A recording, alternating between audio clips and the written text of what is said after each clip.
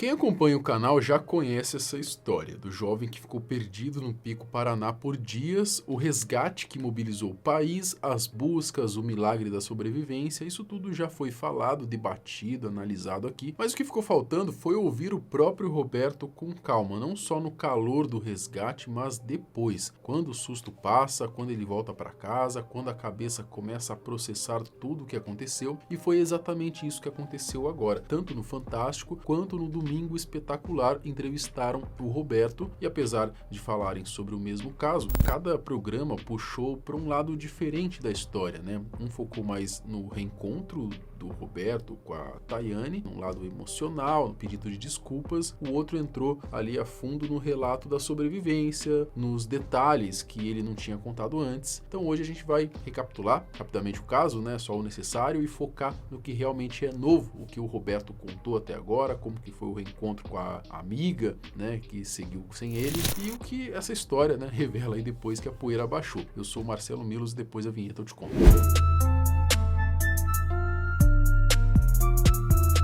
Depois do resgate, muita gente imaginou que o pior tinha passado, mas ouvindo as entrevistas com atenção, dá para perceber que o trauma começou mesmo depois. Na conversa com o Domingo Espetacular, o Roberto entra em detalhes que não tinham aparecido com tanta clareza antes. Ele descreve cada decisão, cada momento em que precisou escolher entre ficar parado ou seguir em frente sem saber para onde. O que eu usei mais foi estratégia, para poder passar pelos lugares sem que a correnteza me levasse. Ele não fala como alguém heróico, né? Ele fala como alguém com medo. O tempo todo aparece o receio de errar de novo, de cair, de não conseguir sair dali, né? Ele conta que o raciocínio era simples e desesperado, né? Se ficasse parado, morreria. Se seguisse, talvez tivesse alguma chance. Nesse tropeço, eu caí no meio da correnteza que estava vindo das cabeça de água, e elas me arrastaram mais de 1,5 metro. Nisso eu perdi meu óculos, perdi meu calçado, ou me afoguei.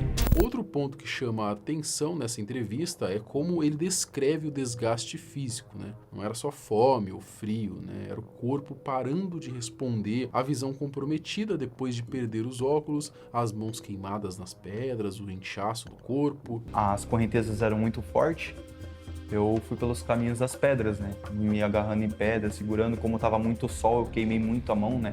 As pedras esquentavam, daí eu colocava a mão em cima da pedra e queimava a mão. Aí andando mais uns 3, 4 km do vale ali, eu encontrei a cachoeira. Esses detalhes ajudam a entender uma coisa importante, né? Não foi só um erro de trilha, foi uma sequência de decisões tomadas já no limite do corpo e da mente. Se eu ficar parado aqui, vou morrer aqui picado por bicho.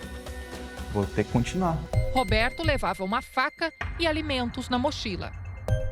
Minha última refeição ali, no caso, foi uma ameixa que eu descobri que tinha na bolsa, nem sabia que tinha, mas ela estava toda amassada. Aí eu procurei ficar em meio de gruta mesmo, em meio das pedras, um lugar mais escuro ali. Enquanto isso, o Fantástico escolheu outro foco, né? Em vez de se aprofundar tanto na sobrevivência, o programa deu destaque a algo que muita gente queria ver, o reencontro entre o Roberto e a Tayane depois de tudo o que aconteceu. O reencontro aconteceu em uma praça de Curitiba, entre silêncios, gestos contidos e sentimentos ainda confusos. Não tem trilha sonora emocionante, não tem abraço, o que existe ali é constrangimento, né? Um pedido de desculpas que parece pesado até de pronunciar. Desculpa por ter deixado você para trás, não imaginei que isso ia acontecer. Repara que em nenhum momento ela tenta justificar demais, o pedido é direto, mas também não há um perdão explícito, né? O Roberto ele escuta, responde com educação, deseja que ela fique bem e encerra. Olha, eu peço a Deus que ele tenha te deixado no acampamento bem salvo. Eu confio em você. A tua bolsa, eu tô entregando ela com as coisas que estão dentro. Tá bom. E o que eu tenho para dizer é, se cuida, Deus te abençoe muito, tá? E nosso laço se encerra aqui. Tá bom, adeus. É só isso essa brincadeira.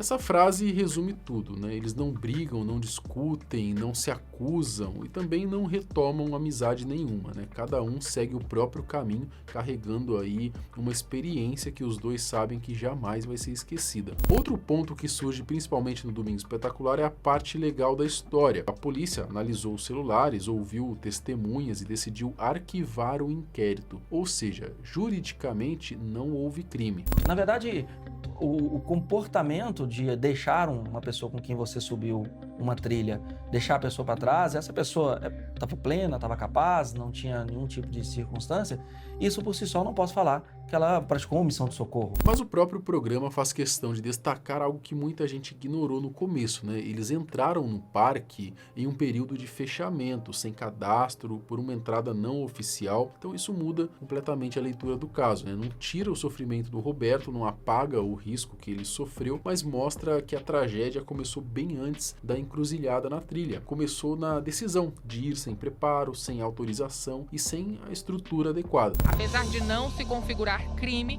Roberto e a amiga ingressaram na trilha no dia 31, período em que o Parque Pico Paraná estava fechado para visitas. Eles não fizeram cadastro e acessaram o morro por uma entrada não oficial.